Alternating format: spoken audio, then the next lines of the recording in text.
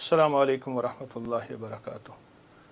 الحمد للہ والصلاۃ علیہ اما بعد، اللہم صلی علی محمد عبدک ورسولک وصلی علی المؤمنین والمؤمنات والمسلمین والمسلمات، اللہم صلی علی محمد کما تحب وترضی لہ، اللہم صلی علی محمد وآل محمد۔ ہے آج بھی زمانے میں چرچا حسین کا، ہے آج بھی زمانے میں چرچا حسین کا، چلتا ہے ساری دنیا میں سکہ حسین کا۔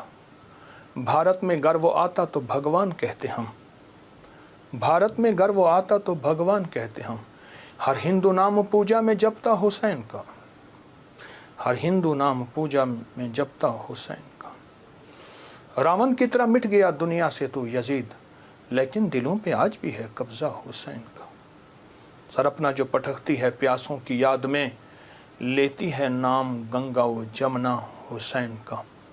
جے سنگھ پناہ مانگے گی مجھ سے چتا کی آگ، جے سنگھ پناہ مانگے گی مجھ سے چتا کی آگ۔ مر ہندو ہوں میں ہندو ہوں مگر ہوں شیدا حسین کا۔ ہے آج بھی زمانے میں چرچا حسین کا۔ ایک ہندو کا اظہار عقیدت ہے اس کے مذہب کے مطابق، اس کے ایمان اور اس کے عقیدے کے مطابق۔ محرم کی گھڑیاں تاریخ ہے ایک پیچھے، محرم کے مہینے کے تقدس کی، احترام کی، حرمت کی ایک پورا نظام ہے۔ اور محرم کے ساتھ امام حسین کی نسبتیں، حضرت حسین بن علی بن ابی طالب، ان کی نسبتیں بہت عجیب ہیں۔ اب سوچنے کی بات یہ ہے کہ انہوں نے ہمیں دیا کیا ہے۔ امام حسین کی زندگی کا سب سے پہلا نظام تقوی ہے، اور تقوی نیکی کرنے کو نہیں کہتے۔ کسی نے حضرت عباس رسول اللہ صلی اللہ تعالی وسلم کے چچا، ان کے بیٹے حضرت عبداللہ بن عباس سے پوچھا تقوی کس چیز کا نام ہے؟ تو پوچھا نہ کرنے کا نام ہے، کرنے کا نام تو نہیں ہے۔ فرما دیجئے کیا کرنے کا نام، کیا نہ کرنے کا نام؟ فرمایا تقوی گناہ نہ کرنے کا نام ہے۔ ایک بندہ بہت زیادہ نیکیاں کرتا ہے اور پھر بہت گناہ کرتا ہے، اس کو متقی نہ کہا جائے گا۔ فلسفہ حسین تقوی کا نام ہے، فلسفہ حسین قربانیوں کا نام ہے۔ فلسفہ حسین پانی نہیں مل رہا، پیاس کی شدت ہے، میں اس جگہ کو جا کے خود دیکھ کے آیا ہوں، کربلا کی ان وادیوں میں، لیکن اس بات کا اس پیغام کا نام ہے کہ وہاں حرام نہیں چلے گا، وہاں مشکوک نہیں چلے گا، وہاں حلال طیب اور طاہر زندگی چلے گی۔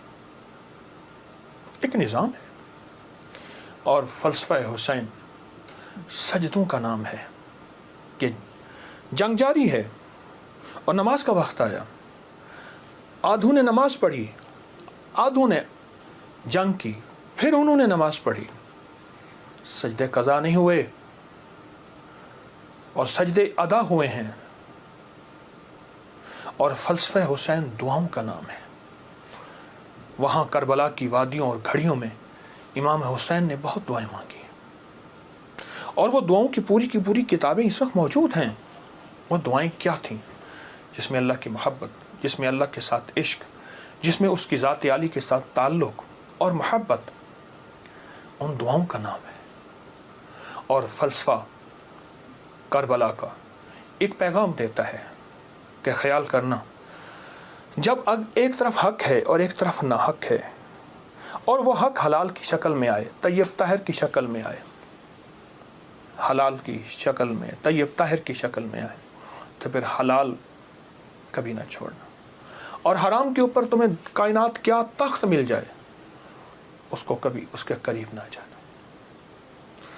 زندگی کا ایک سفر میں آپ طے کر رہے ہیں اور طے کریں گے موت تک۔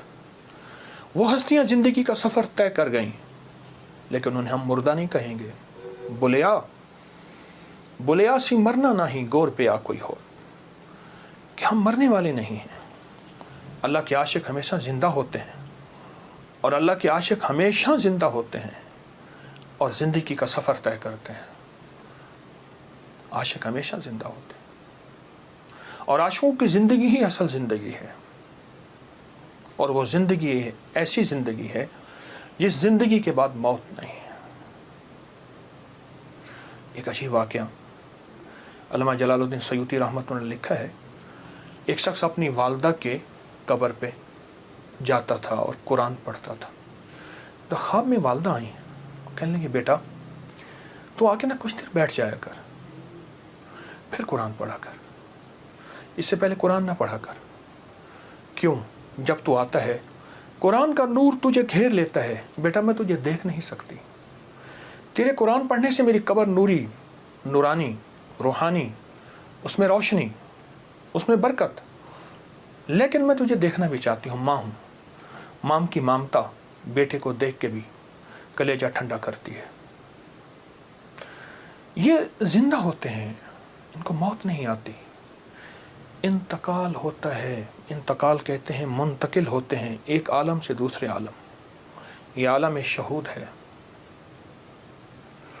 عالم ارواح سے آئے ہیں ہم، اور عالم برزخ کا سفر ہمارا جاری ہے، آنے والا ہے، جس کا نام موت ہے، فنا ہے۔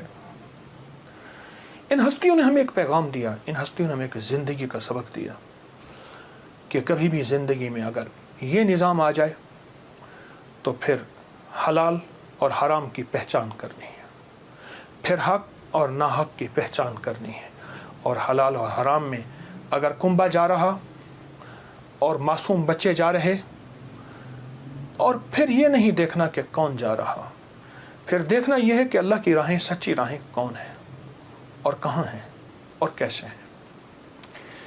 امام حسین کی زندگی میں اور ان کا جتنا بھی قافلہ تھا، ان کی زندگی میں کچھ وظائف بھی ملتے ہیں جو میں لوگوں کو بہت بتاتا ہوں، اور اس سے بہت فائدہ ہوتا ہے اور اس سے بہت نفع ہوتا ہے۔ ایک عمل دیتا ہوں، بہت زندگی میں کام آئے گا، ان مبارک گھڑیوں کے حوالے سے ایک عمل دیتا ہوں اور اس سے بہت فائدہ ہوگا۔ وہ عمل یہ ہے کہ آپ 2 تسبیح سورۃ فاتحہ کی پڑھیں، اول آخر 3 دفعہ درود شریف، اور سورۃ فاتحہ کی 2 تسبیح پڑھ کے اور اس کا ہدیہ حضور کے گھرانے کو ہدیہ کریں، اور اگر چاہیں تو 2 تسبیح سورۃ اخلاص کی پڑھ لیں، 2 تسبیح سورۃ اخلاص کی، اور اس کا ثواب حضور کے گھرانے کو ہدیہ کریں، اور یہ سورۃ اخلاص کا پڑھا ہوا ہدیہ اللہ کی رحمت سے نوروں میں، برکتوں میں اور اللہ کی رحمتوں میں پہنچتا ہے 100%، اور حضور کے گھرانے کو ہدیہ کریں، اور حضور کے گھرانے میں حضور کی بیویاں، بیٹیاں، داماد، نواسے، نواسیاں، یہ حضور کا گھرانہ ہے، اور اس حضور کے گھرانے میں یہ حسینی قافلہ بھی حضور کا گھرانہ ہے، ان کو ہدیہ کریں حضور کے گھرانے کو، اور جو مراد مانگے اللہ عطا کرتا ہے، اور یہ مسلسل عمل کرتے رہیں۔ آپ دن کے کسی وقت صبح شام 2 تسبیح سورۃ اخلاص پڑھ لیں، ہر دفعہ بسم اللہ الرحمن الرحیم 7 پڑھیں، اور اول آخر درود پاک پڑھیں، اور پھر یہ تسبیح آپ ان کی خدمت میں ہدیہ کر دیں۔ آپ کا کوئی مسئلہ ہے، آپ کی کوئی مشکل ہے، آپ کی کوئی پریشانی اور ناممکن ہے، اس مسئلے، مشکل اور پریشانی